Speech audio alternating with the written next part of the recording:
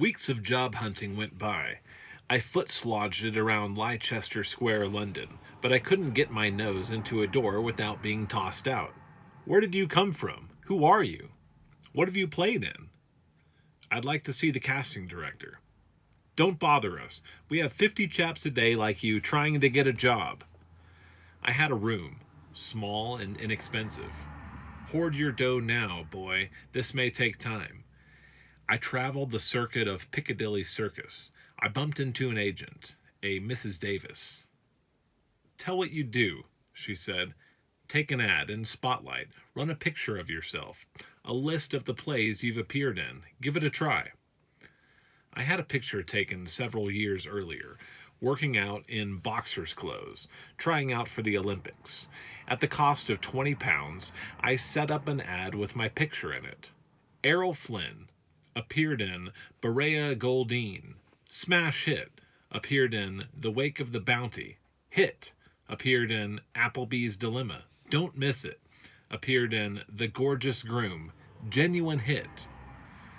With but one exception, they were unknown play titles invented by inventive playwright Flynn.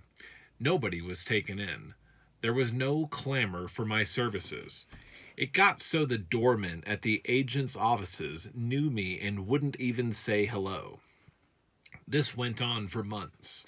I was drawing on my New Guinea gold reserve. One day, I got a call from Mrs. Davis. She had arranged for me to have an interview with a Mr. Robert Young, director of the Northampton Repertory Company.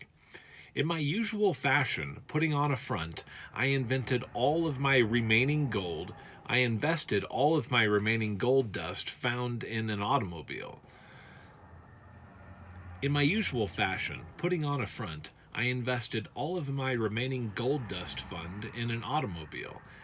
I had to land this, make it look like I worked regularly. I drove to Northampton, a dowdy, dreary place where they manufactured boots. Mr. Young was a gray-haired, fine-looking man. He sat in a dingy office. About him were a half-dozen cats. They seemed to listen to the conversation. I hoped he wouldn't ask me to tell him about those plays, but it was my picture, posing as a fighter, that had caught his eye. Young man, do you by any chance play cricket? I had never played in my life, except for some piddling backyard running about at school years before, but I gave him that puzzled look as if, how could he ask such an inane question? Certainly, sir. Bowl, or do you bat? I had no idea what he meant. Ah, that depends on the captain, I said, stalling. It turned out that his acting company's cricket team was to play a team from Coventry. They needed an extra man, an outfield, or a long-on, whatever those positions meant. What about the play? I understand you have a part for me. Yes, I see you have had much theatrical experience. Indeed I had, but not the sort he meant. We are putting on a fairy tale. Would you like to play the wicked Prince Donzil? I had no idea who the character was, but if he was wicked, I felt I'd stand half a chance of putting on a convincing performance. I read the simple child's story. Wicked Prince Donzil, I thought, should look like the devil himself. I memorized my lines, and when the afternoon came for a rehearsal, I appeared on stage in what I thought was an excellent get-up. It took me 3 hours to make up. I cut the hairs off 2 toothbrushes and put them on my chin. I angled my eyebrows upward, obliquely, in a Mephistophelian way. I laid the color and the grease on heavily. The rehearsal was underway. I walked on, with my impressive costume, in time to take the princess away from the hero. Bang! I forgot my lines. I stared at the empty rows, frozen. Mr. Young's eyes settled on my heavily made-up face. For God's sakes, what have you got on your face? Then a tirade. Take it off! Take it off! Go away! Get rid of at least 2 pounds of that odor. Get off the stage. It was my first experience. I have since wondered how anybody gets a start in the theater. To make matters worse, we played cricket against Coventry a few days later. Thanks to my ignorance of the game, we lost heavily. Director Young called me into his office. Flynn, I'm sorry. My heart was sinking. Yes, sir, Mr. Young. I did have a bad day. I was thinking of my lines, or I would have played a better game. You were thinking of your lines, and you let Coventry beat us at cricket? He was furious. He felt I just didn't fit here. Especially, he said, when I was getting more than £6 a week. This is outrageous, he said. Well, old boy, I wish you luck. My head was hanging.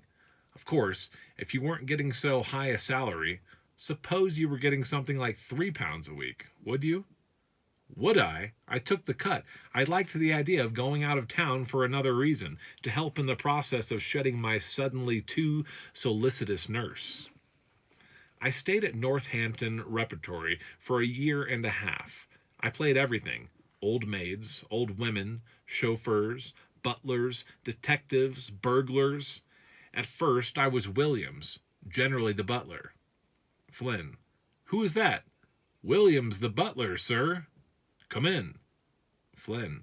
Your car is downstairs, sir. Yes, Williams. From being the low man in the company, I somehow rose to the heights, bigger roles, when there were often as many as 6 people in the theater. A play called Yellow Sands. Another one was Once in a Lifetime. In a third, I was a communist fisherman. Each night the people of Northampton came to see us perform, and they would applaud, all 6 of them. That gave you a great feeling you were accepted, not doing too badly. Later, more people came and got to know you very well. When you came on, they gave you a hand. They clapped when the play was finished.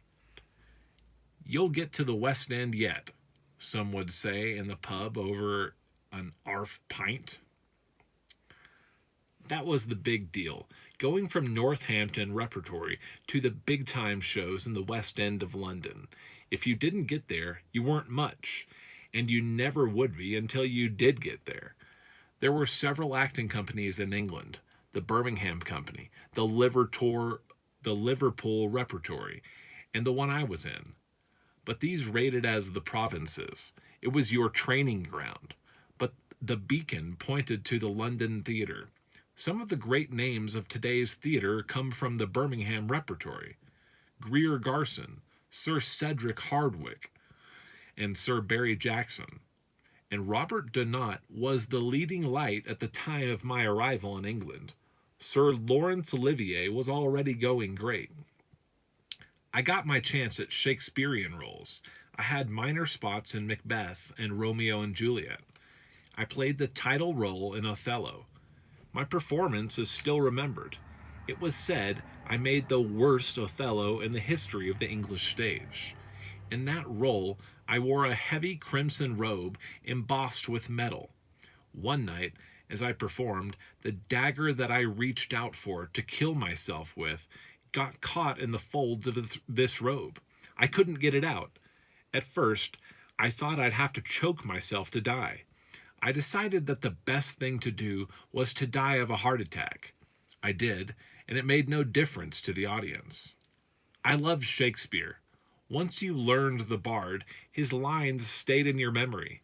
They remain with me to this day, though I have not played a Shakespearean part since that time. Memory is a strange thing. Though I may have trouble now remembering what happened 2 days ago, it was never too hard for me to learn lines, except at the very beginning. After that, it became a matter of training.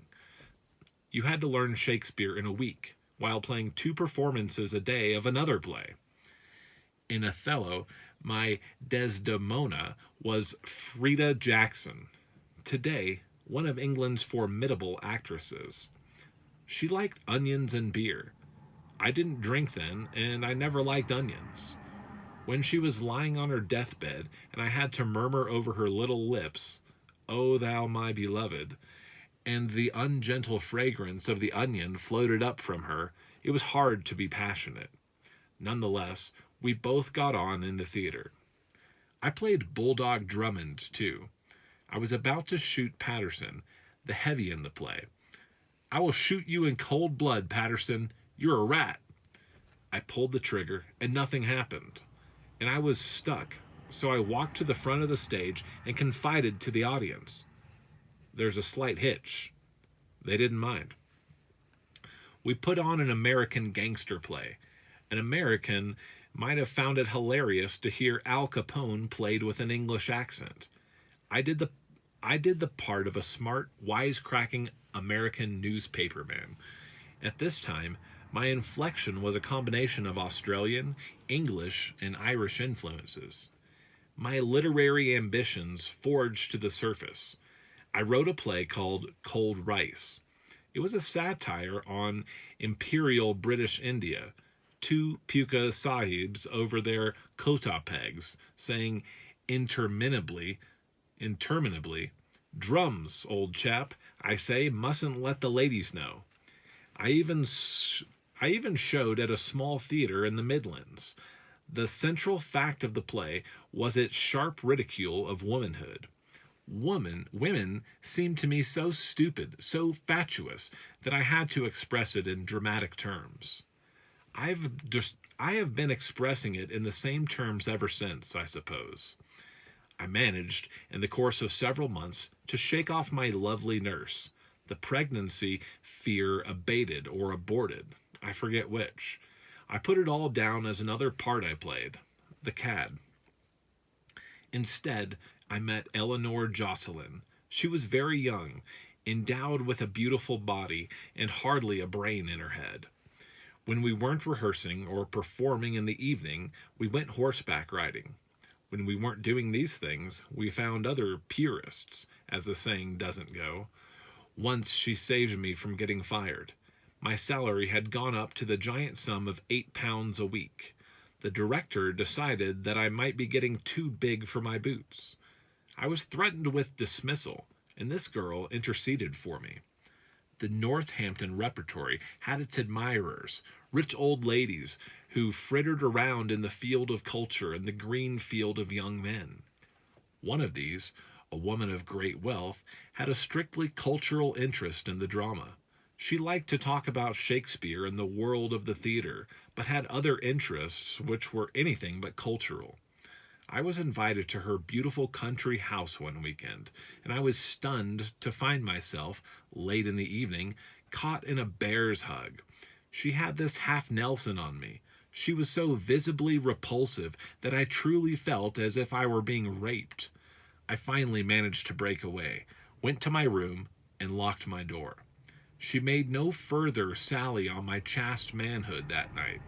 I left her house the following day after a rather desultory breakfast. Pitfalls of the theater. I was surprisingly faithful to the attractive Eleanor. She had my entire interest at that time, making my last 6 months at the Northampton Repertory Theater very agreeable. She was a beginner at the theater, and I was seasoned with a year's stage experience when our relationship began. The situation reminds me of a tale apocryphally told by the old character actor who, recalling his young and beginning days, said, "Ah, yes, those were the days we were playing Hamlet at Seaforth, myself as the gloomy one, my wife playing the queen, and the woman I was sleeping with at the time, I forgot her name, Ophelia. Ah, what a cast, my boy." All of this came to a head with the Stratford-on-Avon Festival. Actors, playwrights, audiences gathered there, and plays are performed nightly. I was selected to appear in two. I had a part in a play by John Drinkwater, A Man's House, and also a role in another play, The Moon and the Yellow River, by Dennis Johnston, now a well-known playwright. Both shows were selected to go to the West End. That was the big moment in any actor's life, the West End. The performances were at different theaters blocks apart. In A Man's House, I played the part of a Roman soldier. In the other play, I was an Irish cop. I had to change costumes each night, from cop to Roman soldier, and run for 5 minutes through the streets between theaters so as to appear in both vehicles. One night, something went wrong with A Man's House, and there was a delay. I ran through the streets as a Roman soldier. I arrived at the other show in time to go on as an Irish cop. I went on in my Roman toga. While the audience gasped for breath at the spectacle of an Irish cop dressed as a Roman soldier, I did the best I could. I cut my speech in half and got off stage as fast as I could. The shows lasted 2 weeks, both flops. But I was spotted by Irving Asher, then the head of Warner Brothers Pictures in England, and his studio manager, Doc Solomon. They called backstage and asked me if I cared to play a part in a moving picture to be made locally called Murder at Monte Carlo. I agreed. It was a quickie, a cops and robbers thing of no consequence, but the film was sent on to Jack Warner.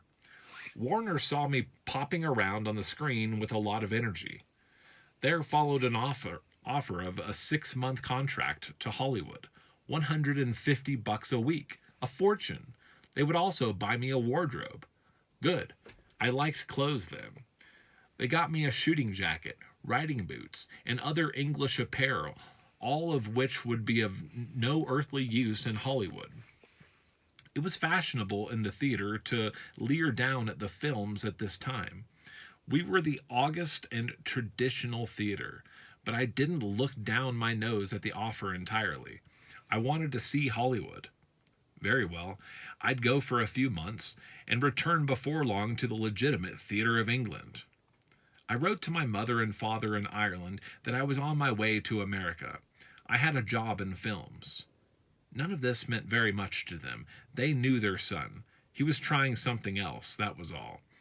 This would last a few weeks or months, and he would then probably take up something else. Vastly amusing. The word went around in Ireland. Errol has a new hobby. On board the Paris, bound for New York, there sailed people who were or were to become famous stars. Going to America for the first time was Merle Oberon, a smash in Henry VIII, Louis Hayward, with whom I became friends, and the Russian princess, Naomi Tierovich. Probably the most celebrated passenger was Lili Damita. She had been featured as a leading lady in numerous money-making films starring Victor McLargan, Lowe, and others in Europe. They were not in my circle. I hesitated to interlude. I was too awestruck. Yet I couldn't escape watching the beautifully dressed Damita arrogantly walking the deck. Everything about her was arrogant, and the more arrogant, the more beautiful. Did I imagine it, or did I not? Had she given me a few fairly friendly glances?